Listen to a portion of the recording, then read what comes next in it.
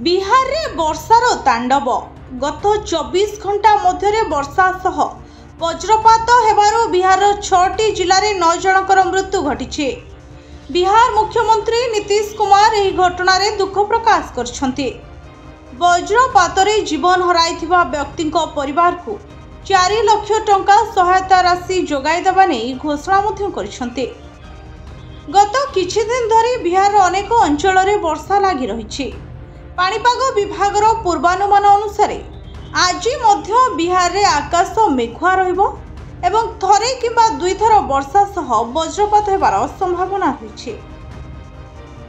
आज संध्या पर्यंत सरण, पाटना, भोजपुर, रोहतास, जहानाबाद एही सबु अंचल रे अल्प वर्षा रहिबो एवं किछि स्थान रे वज्रपात सहित प्रबल वर्षा हेबो बोली पाणीपाग विभाग सूचना दैछि।